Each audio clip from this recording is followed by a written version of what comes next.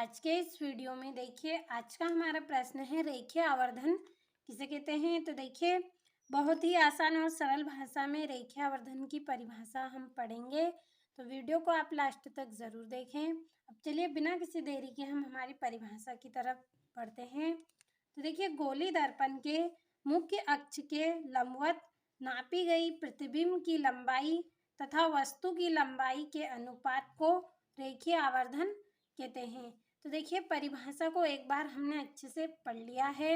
अब चलिए हम चित्र के माध्यम से इस परिभाषा को अच्छे से समझते हैं।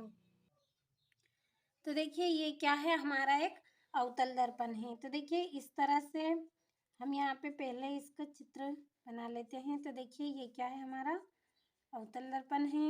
ये इसका देखिए ध्रुव है। अब देखिए मान लीजिए यहाँ पे हमारी कोई वस्तु रखी है।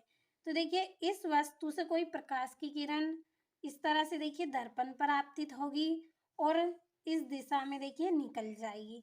तो देखिए ये फोकस से होकर गई है। अब देखिए इसी तरह से हमारी दूसरी प्रकाश की किरण देखिए इस तरह से निकलेगी। तो देखिए ये वक्रता केंद्र C से होकर गुजरी है। तो देखिए यहाँ पे ये इन बिंदु पर देखिए ये दोनों जो हमारी प्रकाश किरणें हैं यहाँ पे कट हो रही हैं। तो यहाँ पे देखिए हमारा एक बिंदु बना। तो देखिए इसी पर क्या बनेगा, हमारा प्रतिबिंब बनेगा।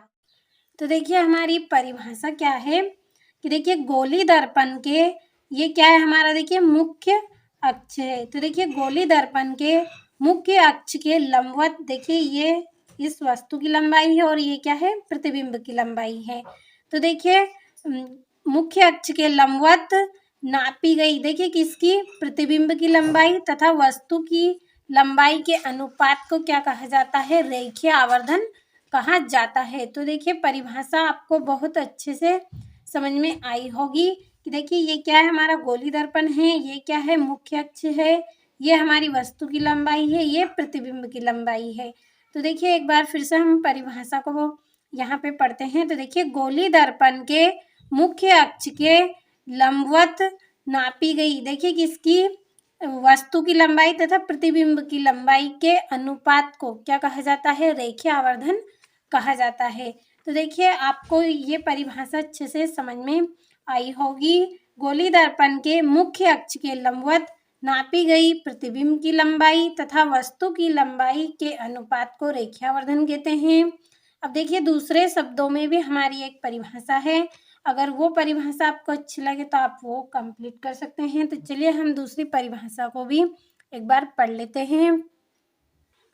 तो देखिए ये हमारी दूसरी परिभाषा है, दर्पण के द्वारा बने प्रतिबिंब की लंबाई तथा वस्तु की लंबाई के अनुपात को रेखीय आवर्धन कहते हैं। देखिए दोनों परिभाषाएं आपकी बहुत ही आसान है, एक बार फिर से पढ़ लीजिए। देखिए दर्पण के द्वारा बने प्रतिबिंब की लंबाई तथा वस्तु की लंबाई के अनुपात को रेखीय आवर्धन कहते हैं। और देखिए ये इसका यहाँ पे सूत्र है, m बराबरी पे देखिए जो h डैश है ये क्या है, प्रतिबिंब की लंबाई है और अपान देखिए वस्तु की लंबाई क्या है, हमारी h है। तो देखिए बहुत ही आसान और सरल है, जो परिभाषा आपको अच्छी लगे वो कर सकते हैं। और देखिए ये यहाँ पे इस तरह से भी आगे मैंने लिखा है, यदि वस्तु की ऊंचाई क्या हो u एवं प्रतिबिंब की दूरी क्या हो v हो, तो देखिए हमारा सूत्र बनेगा m बराबरी पे h डैश अपान h इक्वल देखिए माइनस v अपान u। तो आप अच्छे से स्क्रीनशॉट लें और अच्छे से आप कंप्लीट करें और यहाँ से भी आप अच्छे से स्क्रीनशॉट लें। जो परिभाषा आपको अच्छी लगे वो आप अच्छे से अपनी नोटबुक में नोट कर लें और अच्छे से कंप्लीट ज़रूर करें।